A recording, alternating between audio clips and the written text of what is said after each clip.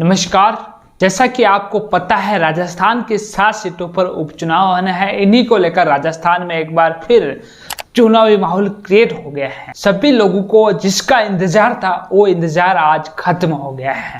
सभी को ये इंतजार था कि भारतीय जनता पार्टी किसे टिकट देने वाली है। इस उपचुनाव में इन 7 सीटों पर भारतीय आदिवासी पार्टी किस किस सीट पर चुनाव लड़ने वाली है इस उपचुनाव में, तो ये आज क्लियर हो गया है। कांग्रेस को छोड़कर भारतीय आदिवासी पार्टी ने भी अपने उम्मीदवार उतार दिए हैं मैदान में और भारतीय जनता पार्टी के भी उम्मीदवार फाइनल हो गए हैं। तो हम इस वीडियो में बात करने वाले हैं कि भारतीय जनता पार्टी ने किस किस विधानसभा क्षेत्र से किस किस नेता को मौका दिया है। हम सबसे पहले बात करेंगे झुंझुनू विधानसभा सीट की, जहां से ब्रजेंद्र सिंह ओला विधायक थे जो कि सांसद बन गए हैं, इसलिए यह सीट खाली हो गई थी। इस सीट पर उपचुनाव हो रहे हैं। इस सीट पर भारतीय जनता पार्टी ने अपना उम्मीदवार बनाया है श्री राजेंद्र बाबू को।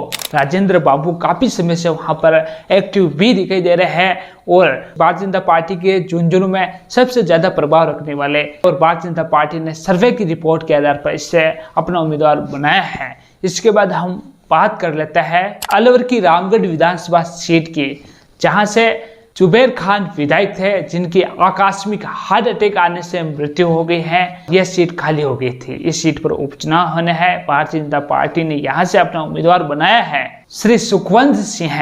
ये भी रामगढ़ विधानसभा क्षेत्र में लंबे समय से दिखाई दे रहे थे और 2023 के विधानसभा चुनाव में भी टिकट मांग रहे थे। ऐसे में ये भारतीय जनता पार्टी के मजबूत उम्मीदवार है। इसके बाद हम बात कर लेते हैं दौसा विधानसभा सीट की, जहां से मुरारी लाल मीणा विधायक थे जो कि सांसद बन गए हैं और सचिन पायलट के बेहद करीबी बताए जाते हैं। यहाँ से भारतीय जनता पार्टी ने अपना उम्मीदवार बनाया है किरोड़ लाल मीणा के भाई जगमोहन मीणा, जो कि 2023 के विधानसभा चुनाव में भी दौसा से टिकट मांग रहे थे, लेकिन किसी कारणवश इनको टिकट नहीं मिला और अब उपचुनाव में भारतीय जनता पार्टी ने इनको मौका दे दिया है। यहाँ पर ये उम्मीदवार भारतीय जनता पार्टी का गलत हो सकता है, हार सकता है, परिवारवाद का आरोप लग सकता है किरोड़लाल मीणा पर। इसके बाद हम बात कर लेते हैं देवली उनियारा की। देवली उनियारा गुजर और मीणा बहु वाली सीट है। यहाँ से हरीश मीणा विधायक थे, ये भी सचिन पायलट के बेहद करीबी है। इस सीट पर सचिन पायलट का बहुत ही ज्यादा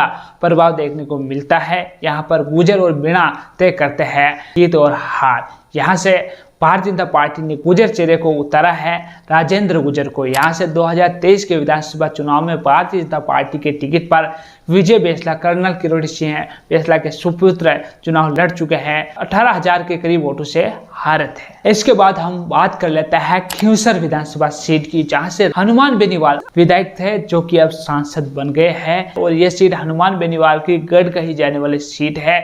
यहाँ पर भारतीय जनता पार्टी ने एक बार फिर 2023 में जिसे उम्मीदवार बनाया था रेवेंद्र राम डागा को एक बार फिर मौका दिया है। रेवेंद्र राम डागा हनुमान बेनीवाल के सामने मात्र 2,000 वोटों से ही हारे हैं। जैसा कि हमने संभावित उम्मीदवार के तौर पर भी रेवेंद्र राम डागा का नाम आपको बताया था। रेवेंद्र राम डागा हनुमान बेनीवाल के सामने 2,000 वोटों से हार गए थे, लेकिन अब ऐसा लग रहा है कि हनुमान बेनीवाल सामने नहीं होंगे। हनुमान बेनीवाल किसी और को मौका देने वाला है, इसलिए शायद रेवेंद्र राम डागा यहाँ पर जीत सकते हैं। तो ये भी भारतीय जनता पार्टी का अच्छा उम्मीदवार हम कह सकते हैं। इसके बाद हम बात कर लेते हैं सेलुम्बर विधानसभा सीट। यहाँ पर भारतीय जनता पार्टी का ही विधायक था, लेकिन उसकी आकस्मिक मृत्यु हो जाने से यह सीट खाली हो गई है। यहाँ पर अब उपचुनाव होने हैं। यह भारतीय जनता पार्टी की गढ़ कही जाने वाली सीट है, लेकिन इस बार भारतीय जनता पार्टी की इस सीट में लोचा पड़ने वाला है, क्योंकि यहाँ पर भारतीय आदिवासी पार्टी की हवा चल रही है। फिर भी भारतीय जनता पार्टी ने अपना बहुत ही अच्छा उम्मीदवार ढूंढा है, वो है शांता देवी मीणा, जो कि पूर्व विधायक के परिवार में से ही है। तो साथियों, ये थे भारतीय जनता पार्टी के उम्मीदवार। ये बहुत ही भारतीय जनता पार्टी ने सोच समझकर उतारे हैं। फिलहाल कांग्रेस की टिकट की लिस्ट जारी नहीं हुई है। भारतीय आदिवासी पार्टी ने भी 2 सीटों पर अपने उम्मीदवार उतार दिए हैं। तो साथियों, इनको लेकर आपकी क्या राय है? क्या भारतीय जनता पार्टी और भारतीय आदिवासी पार्टी ने सही उम्मीदवार उतारा है या नहीं? कमेंट सेक्शन में जरूर लिखें। और आपने अभी तक हमारा चैनल सब्सक्राइब नहीं किया तो जल्दी ही सब्सक्राइब कर दे, बेल आइकन को दबा दे। इस वीडियो को ज़्यादा से ज़्यादा लोगों के साथ शेयर करें। धन्यवाद।